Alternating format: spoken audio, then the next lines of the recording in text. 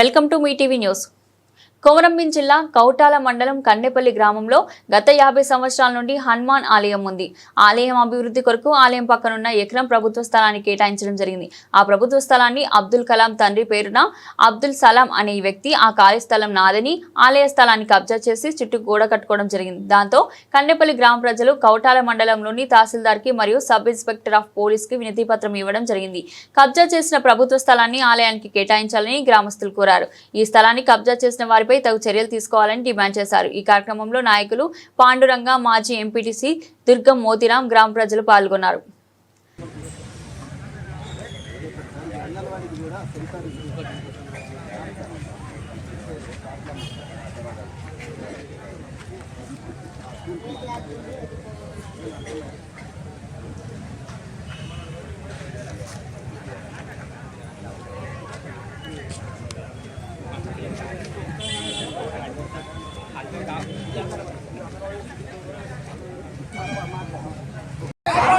Hanuman temple को Hanuman temple को Hanuman temple को हनुमान टेम्पल को हनुमान टेम्पल को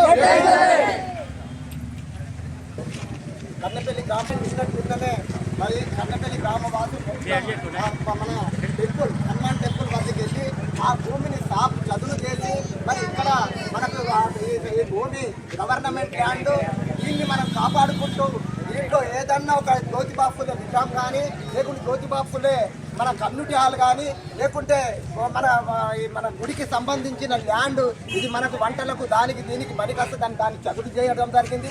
అదే అదునుగా అక్కడ ఉన్న ఒక ముస్లిం సోదరుడు, ఆయనను కూడా మనం వేరే అంటలేము.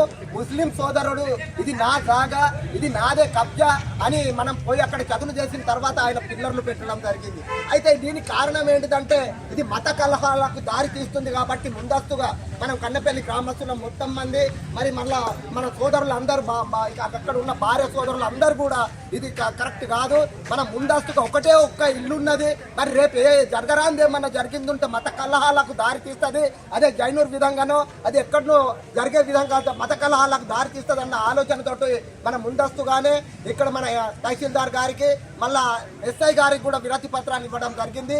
ఆ ప్రభుత్వ భూమిని కాపాడి కన్నపల్లి టెంపుల్ కు సంబంధించిన భూమి, అది టెంపుల్ గవర్నమెంట్ ల్యాండ్, టెంపుల్ కు అది కబ్జా కాదు, ఏం కాదు. టెంపుల్ కు అది మన గవర్నమెంట్ తహసీల్దార్ కానీ పై అధికారులు అది టెంపుల్ కు దత్తతగా కానీ విరాళంగా కానీ గవర్నమెంట్ ఇవ్వవలసిందిగా మేము డిమాండ్ చేస్తున్నాం.